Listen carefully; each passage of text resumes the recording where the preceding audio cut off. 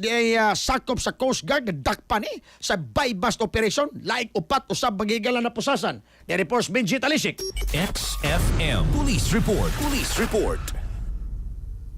Daghang salamat sa tumambad ang nahipos gigosab sa Philippine Drug Enforcement AG7.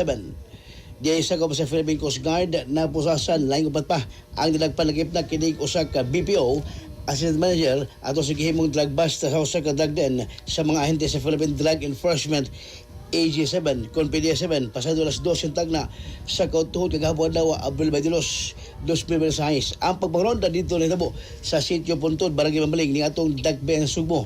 Ang nilagpan nga sakop sa PCG giila nga si Neil, 27 anyos o bulabyo sa lungsod sa Barili sa probinsya sa Sugbo, samtang dagpanusab kining usa ka Dan hingko na gidad og taga barangay Mambaling ning atong Dagben Sugbo. Si Dan usa ka assistant manager sa usa ka business outsource processing kon BPO. Gawas dining unuha lain tulo pa ka ang nilagpan nga naabdo na sa sulod sa usa ka drug den nga sila si Alfredo, 50 anyos og ang edad way trabaho og taga dito na sa mga lugar, samtang kining duha nga nilagpan ang managsuong Journey, 56 anyos.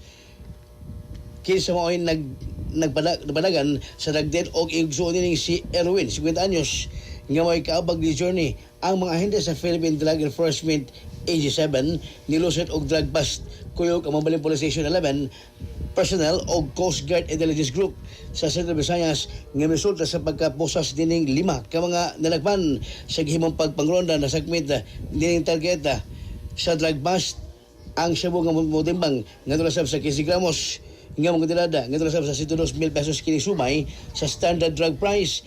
Si Leia Alcantara ating baba sa PDS sa dibutya nga na plano ang pagpangronda sa mao sa managsuon human makuha ang impormasyon gikan sa usa ka wa na pilang nga tawo nga misuldo sa illegal nga kahilukan nining managsuon. Maubos sa duha ka semana nga monitor nining managsuon hangtod nga gigasa ang plano nga buy-bust operation gingong makahurot nga to ba o nga to na sa 20 gramos hangtod 30 gramos ang kanilang managsuon matag semana kung samtang si Journey ang kani nilagpan na itong tuwing 2023 tungkol usab sa paghupot og drogas.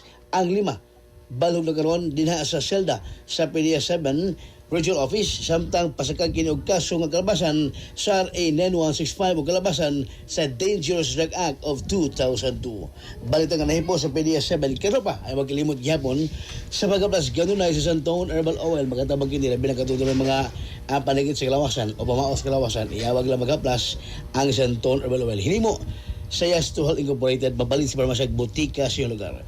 Alam sa Organisasyong Pilipino para sa Pilipinas, Singkatropa, Benji Talisik, XFM News. XFM Report.